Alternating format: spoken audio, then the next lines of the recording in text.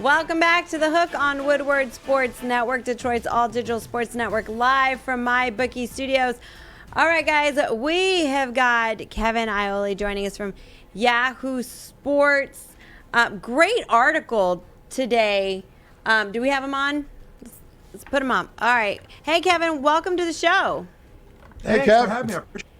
Hey, great you're article. You're like a regular have. guest now, man. I'm sorry. We tap you every week. We appreciate you. I apologize. Yeah. A lot going on in the fight game.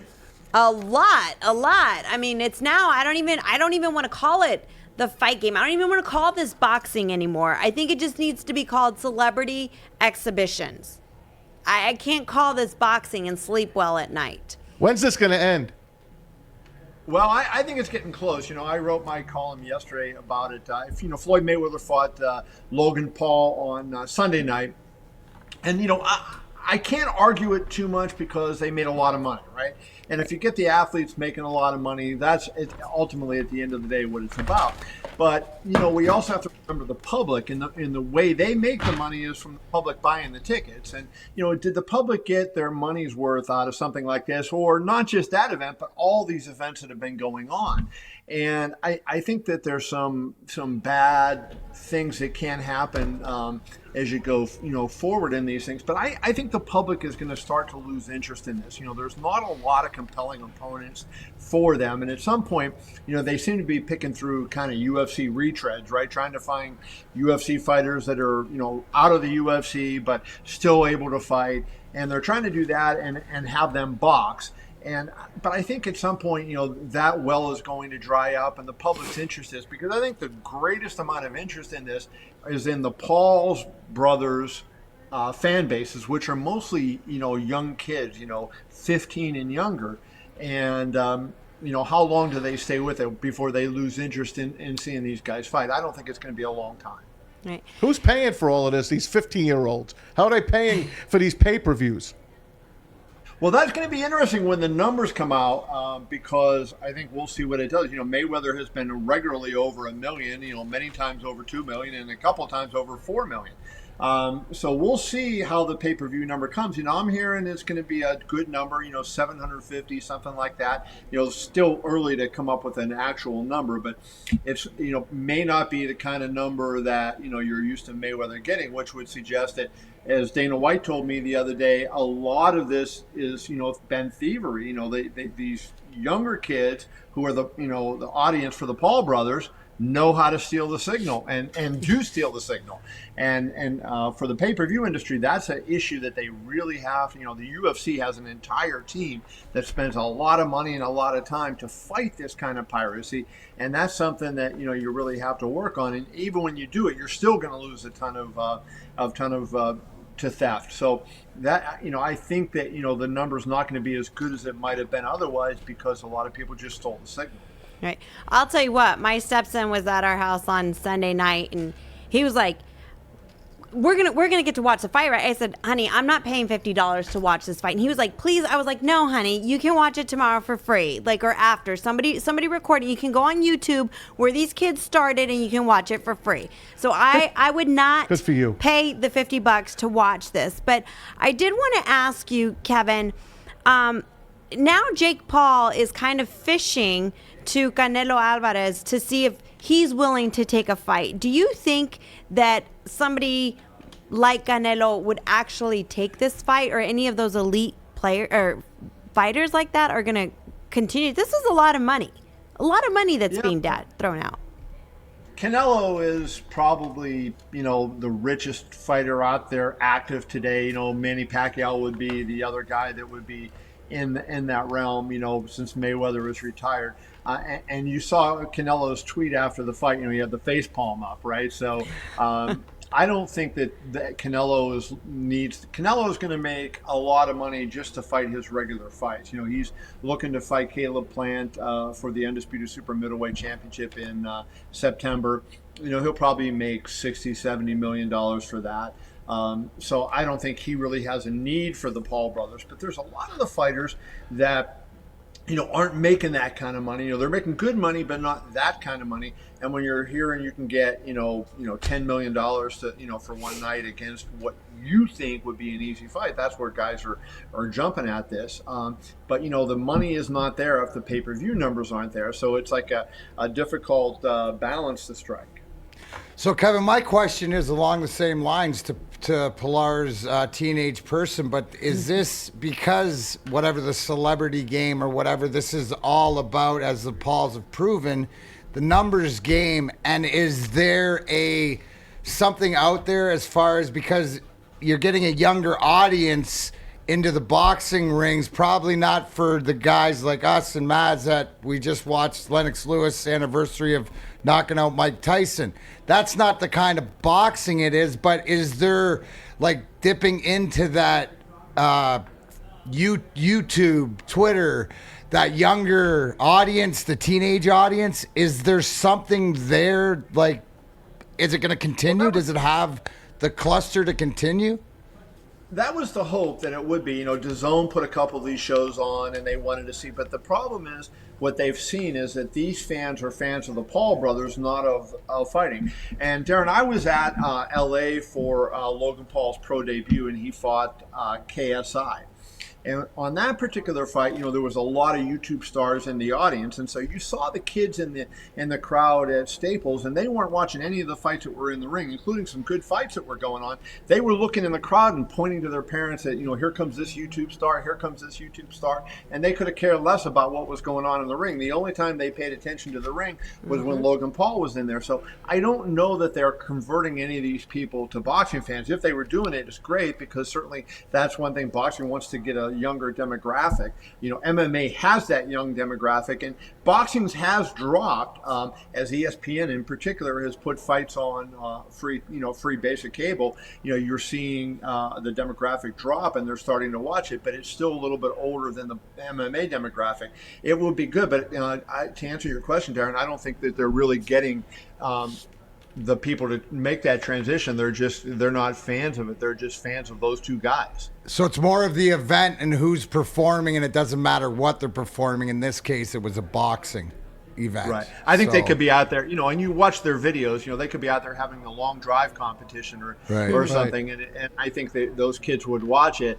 And that's sort of how they made their popularity. They did outrageous things on video, like in stuff that, we would never do. And you go, oh my God, look at this crazy thing they're doing.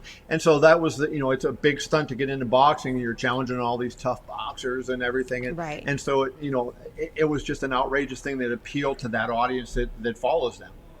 Kevin Iole joins us, Yahoo Sports, boxing, MMA expert, reporter, one of the best in the biz. I wanted to ask you about I really didn't want to talk about this fight at all because I think it was a farce, but during the fight, quote unquote, Mayweather, did he not hold up Paul from falling down on his ass? No, I mean, I think, I know what you're talking about. He threw a combination and Logan fell forward, but Logan's balance was a little bit, was different. So he was bent at the waist. I don't think he would have gone down. And Mayweather, hey, look, Mayweather's taken a lot of abuse for not finishing him. Right. Even the former UFC heavyweight champion, Daniel Cormier, said, it was a loss for Mayweather because he didn't finish Paul. And I have to admit, I thought he would finish him. The fight was playing out exactly like I thought it would. He would goof around and not do much the first couple of rounds, and I thought maybe around the fifth round he would start throwing some punches, land something, and knock Logan out. But he never seemed like he wanted to do that, and I did think he hurt Logan once or twice in the fight, but I never thought Logan was. I saw the clip, and Logan actually put an explanation of it out too. That people were thinking that he was, and Mayweather held him up. I don't think that was the case. I think he might have been wobbled a little bit at that point, but I don't think he was close to going down. Okay, I got his haterade. I got one for you here. Speaking of haterade, I'm not a big fan of Mayweather's. I know everyone thinks he's the greatest boxer since sliced from bread. Around there. Nonetheless, he is the best ever. But I want your expert opinion. Your Mount Fuji of boxers. Your whatever you want to call it. Your Mount Rushmore of boxers. Ali, Frazier, Sugar Ray Robinson, Sugar Ray Leonard, Duran, Hearns. Where's this guy?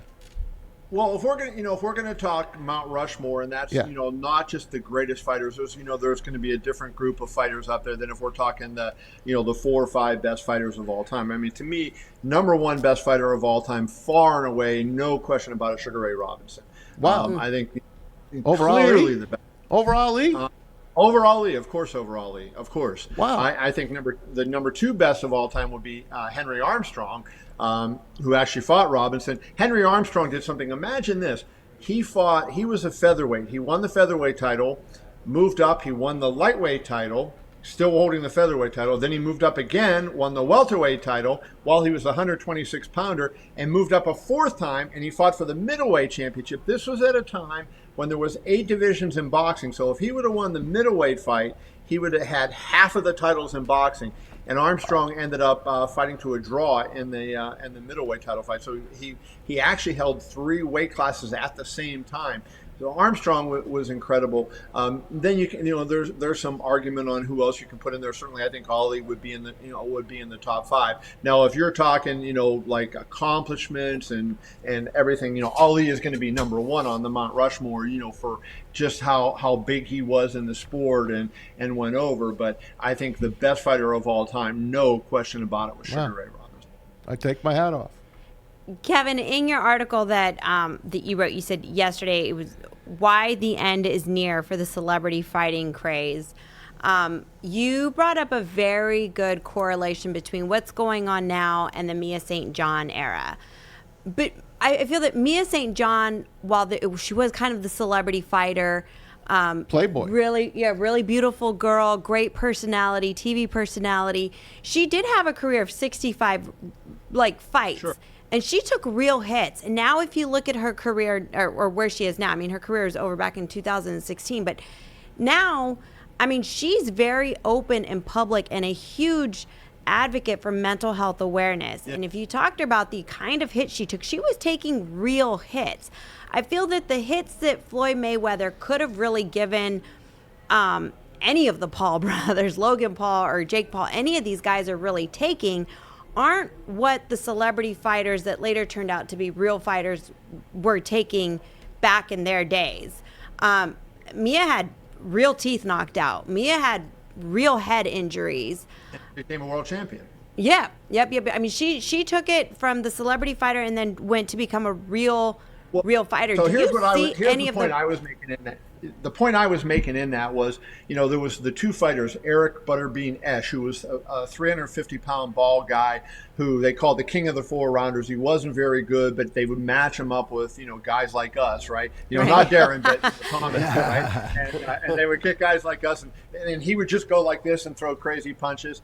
And, really couldn't fight, but he was a funny guy, and it was a shtick. And at the time, they put Mia, and they marketed Mia as a pretty girl. They called her the knockout. They did not market her as a good fighter. They marketed her and they promoted her, because of her looks. And it was like she was on those cards because she was eye candy. And I made a point in my column that mentioned, but she did go on later to win a world championship. To give her credit for what she was doing.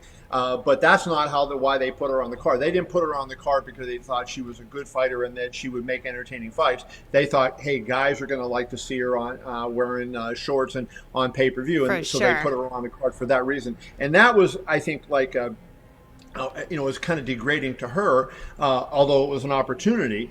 But it then became this thing, that people did not take her seriously, that when she later proved that she was good, a lot of people had already sailed and that they thought she couldn't fight. Right. Do you think that any of the Paul brothers could actually turn this into a real career like Mia did? I think Jake is by far the better of the 2 fighters. Jake seems like he has some boxing skill. I know his trainer very well, BJ Flores, and BJ Flores is a serious boxing guy and just a serious man overall. And he insists that Jake can fight. But here's the thing. Jake has 3 fights in his career, right? And to really be ready for the elite competition, you're going to probably need another 15, 18 fights. and maybe even more because he doesn't have an amateur career, right? So he didn't have that background in the amateurs that he had, 50 or 100 fights or more. Then go into the pros and get 18 or 20 fights. And he's already a multi-millionaire. So does he want to go on with this and keep doing this to try to become a pro world champion? Who knows? Right. I sense that he doesn't really want to put the sacrifices in that you have to make to be a star at that level. So, we'll see. But I think he much more than Logan would be the one with talent in the family. Kevin Iole, help us out here. Help the hook out here on Woodward Sports. Can you help us book Jake Paul against Darren McCarty on ice here at Little Caesars Arena? Can we do it? I think he's in big trouble, right? I told him on ice. It's got to be on ice. I said I'd be booking, I'd be taking calls. I mean, people would pay for that, don't you think? They be in? Hey, listen. Next time I talk to him, I'm going to mention it, and I'm going to say I got this friend of mine who can throw him. He can throw him. They want, but there's one caveat. When they want to take, they're extremists. I'm just trying to help them do their job. They want to do extreme things. So when they want to take it to the ice, eventually, because they've marketed everything else, right? Yeah, I got the gloves on because Maz pisses me off, and so I don't hurt my hands when I smack them. And in the interview that you had with Jake, he did say that he's an athlete now, right? He wants to be taken as so here you go. I'm just giving athlete. Trying to allow him to further his career if he wants to get. I can't help him out on the ski slope, but I can help him in the ice rink. Kev, you're going to be Don King. We're going to work on that. You're Don King for us. You are officially you are my booking agent right there for anything that happens with this. Now, Darren, I'm going to tell you this. So I was at a Tyson Fury press conference last year, and Ryan Reeves from the Golden Knights happened to be at the press conference. He's twice my size. He's a heavyweight champion in the NHL. I think you would agree. Yeah. And so he's asking, he's talking to Fury about fighting, and Fury is giving him fighting lessons. And I'm going, Tyson, he's on stage. You can the stuff you're talking about. Yeah, but here's the one thing, Kev, you got to understand. I boxed for 10 years during the off season because of the training, and there's no better training as for conditioning. But I boxed with a guy named Al Irish, and that was the one thing is that you can. It's you know what it is. It's being able to see the punches, recognize, and in that boxer's mentality of being in there. My last question to you though, because my favorite, Maz gets his favorite. When I was doing that boxing and stuff, that's when Arturo Gatti, Mickey Ward 1, 2, and 3 went on. Do you have a favorite out of those three? Do you consider one of them the best out of all of them? Of the Gatti Ward fights? Yeah. Yeah, I think the first fight, was the one that really, always resonates with me. And Gotti got hurt by that body shot late in the fight. And there was so much drama in that particular fight. And a funny story was I actually missed that fight. There was a fight in Las Vegas and I thought was going to be good.